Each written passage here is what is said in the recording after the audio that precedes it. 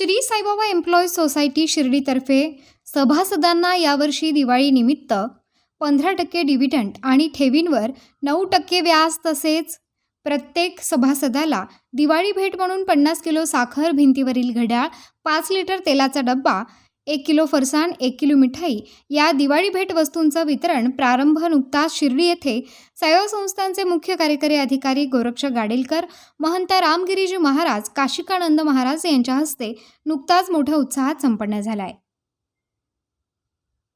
त्याचबरोबर विविध मान्यवर यावेळी उपस्थित होते. मुख्य कार्यकारी अधिकारी गोरक्ष गाडेलकर यावेळी म्हणाले की सोसायटी काम करत असताना त्यांची मोठी मदत संस्थानला होत असते.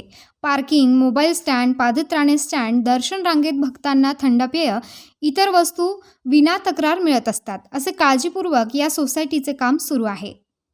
यावेळी चेअरमन विठ्ठल पवार म्हणाले की सभासदांच्या हिताचे व पारदर्शी असे निर्णय घेण्यात आले आहेत. असे सांगत कर्मचाऱ्यांचा 10 लाख रुपयांचा नैसर्गिक विमा आजपासून संस्था 50% व संबंधित कर्मचाऱ्यांकडून 50% या तत्वावर विमा हप्ता भरून उतरवला जात आहे. यावेळी संस्थेचे व्हाईस चेअरमन पोपटराव कोते, सर्व संचालक सचिव नबाजी नामदेव डांगे, सहसचिव विलास वाणी हजर होते. मी काशिकानंदजी महाराज या संस्थेचे chairman Vitthalrao Pawar, vice chairman Popatrao Kote Patil, व्यासपीठावर उपस्थित असलेले सर्व मान्यवर आणि या संस्थेचे सर्व सन्माननीय सदस्य, आपल्या सर्वांना म्हणजे दीपावलीच्या शुभेच्छा. अजून दीपावली दूर आहे, परंतु आपण हा शिधा वस्तू वाटपाचा कार्यक्रम ठेवला त्याबद्दल प्रथम सर्वांना आपल्याला दीपावलीच्या शुभेच्छा देतो. सर्वात अगोदर आपल्या संस्थेने हा कार्यक्रम ठेवला त्याबद्दल आपले आणि आपले सर्व सन्माननीय जे सदस्य जे आहेत त्यांचं मी या ठिकाणी मनपूर्वक अभिनंदन करतो की अजून दीपावली जी आहे ती वेळ आहे आणि सर्वात अगोदर आपण हा कार्यक्रम ठेवलेला आहे. मागच्या वर्षी सुद्धा आपल्या कार्यक्रमासाठी मी आलो होतो, आपण तो मंदिराच्या जवळच आपण कार्यक्रम ठेवलेला होता. तर संस्थेचं कामकाज जे आहे ते अत्यंत चांगल्या रीतीने चाललं आहे असं आजच्या कार्यक्रमावरून दिसतं. कारण जो तुम्ही लाभांश देताय, ठेवीवर व्याज देताय, ते व्याज जे आहे ते मला वाटतं कोणत्याही सोसायटीपेक्षा, कोणत्याही संस्थेपेक्षा ते चांगलं आहे. अनेक आपण चांगलं काम या ठिकाणी करत आहात. तुमचं सोसायटीचं काम करत असताना साईबाबा संस्थांना सुद्धा जी आपली मोठी मदत होत असते. कारण या ठिकाणी आपली पार्किंगची व्यवस्था असेल, नंतर मोबाईलचं स्टँड असेल, पादत्राणे ठेवण्याचे स्टॉल असेल किंवा जे भक्त दर्शन रांगेमध्ये असतात त्यांना थंड पेय किंवा इतर वस्तू पुरवठा करण्याचं काम असेल, आपण अत्यंत चांगल्या रीतीने पार पडत असतात. कुठेही कोणतीही तक्रार येत नाही आणि आली तरी आपण काही तसं सोडत नाही. कारण एक तक्रार आली होती त्याच्यावर बी तुम्ही कारवाई केली. म्हणजे विना तक्रार आपण हे सर्व काम करत असतात.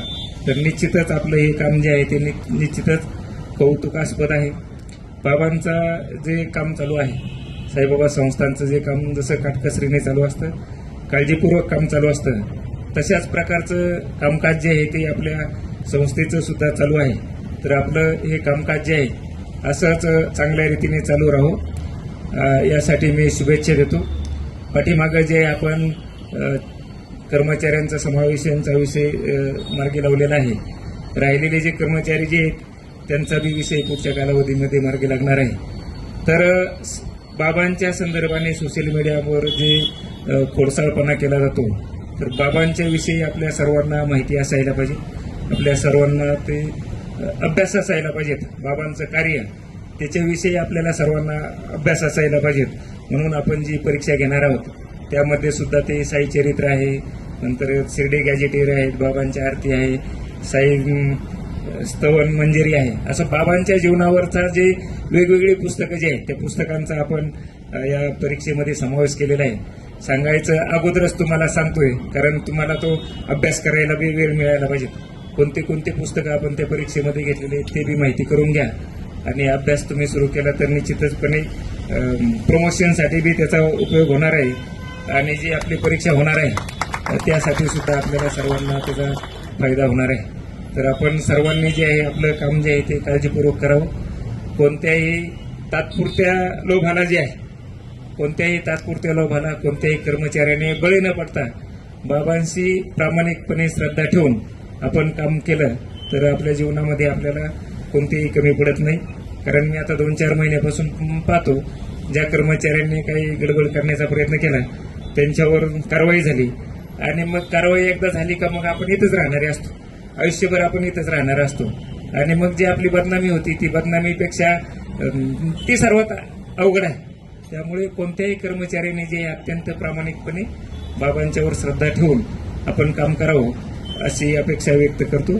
आणि बाबांच्या कार्याचा प्रसार आणि प्रसार आपण हे काम करत असताना हा प्रसार सुद्धा आपल्या सर्वांकडून व्हावा अशी या ठिकाणी अपेक्षा व्यक्त करतो. या कार्यक्रमासाठी मठाधिपती रामगिरी महाराज, त्याचप्रमाणे महामंडलेश्वर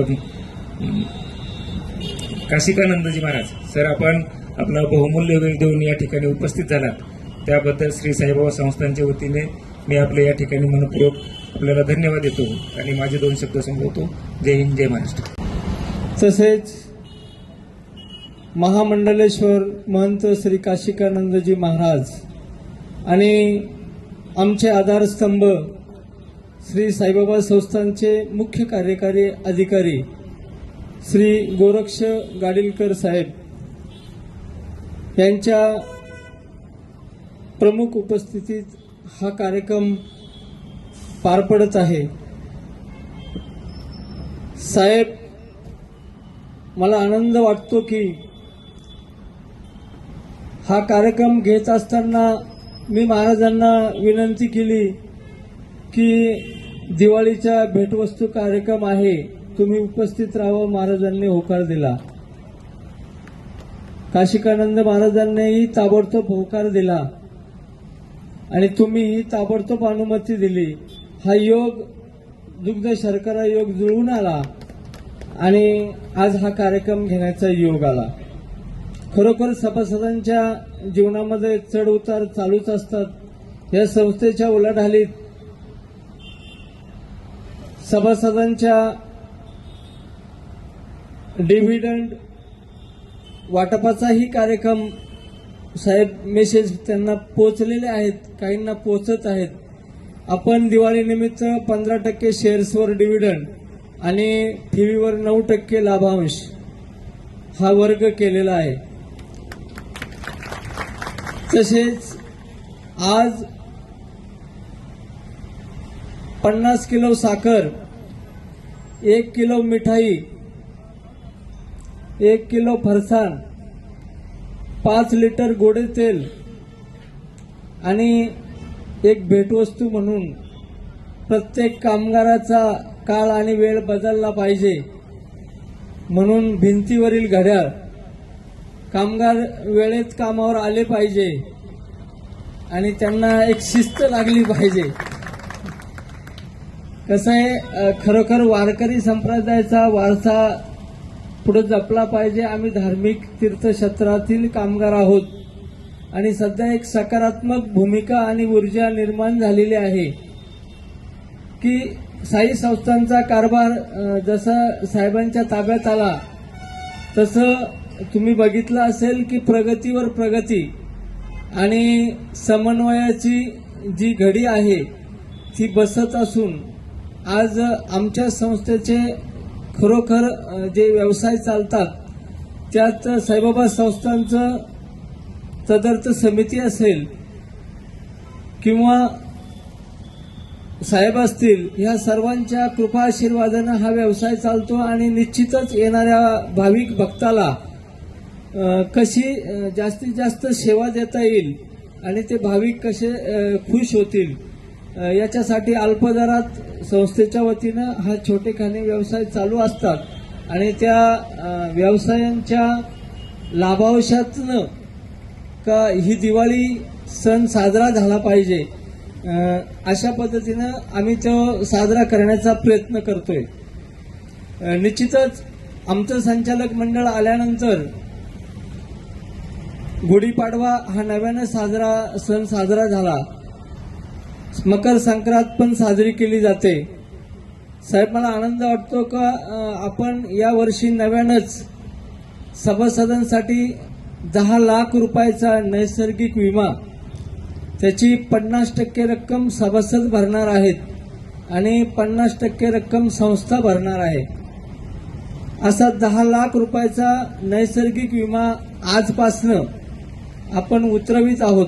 त्याची आम्ही जनरल मीटिंगमध्ये मंजुरी घेतली होती आणि कार्यवाही आजपासनं चालू झालेली आहे. त्याचा हप्ता पण बँकेत वर्ग होईल. निश्चित या संस्थेच्या आर्थिक स्थैर्यामध्ये जडणघडणीत सभासदांचा सर्वात मोठा वाटा आहे आणि या व्यवस्थापनामध्ये माझ्या संचालक मंडळातील सर्वच संचालक हे सदैव सकारात्मक भूमिका घेऊन निर्णय घेत असल्यामुळे या संस्थेचे जे कामगार आहेत त्या कामगारांच्या जीवनात सुद्धा स्थैर्य निर्माण व्हावं या उदात्त हेतून ही संस्था वाटचाल करीत आहे. निश्चित भविष्यात सभासद, संस्था आणि साई भक्त हे त्रिसूत्रीकरण जमवण्याचा मी निश्चित प्रयत्न करीत असून जास्तीत जास्त साई भक्तांना सेवा कशी देता येईल आणि साई भक्त पुन्हा पुन्हा या शिर्डीकडे कसे येतील त्या दृष्टीनं आमचं संचालक मंडळ कार्य करीत आहे. आज या कार्यक्रमाला आपण सगळे उपस्थित आलात त्याबद्दल मी संस्थेच्या वतीनं आपणा सर्वांचं अभिनंदन करतो आणि थांबतो. उत्तर महाराष्ट्र न्यूज नेटवर्कसाठी किशोर पाटणी, शिर्डी.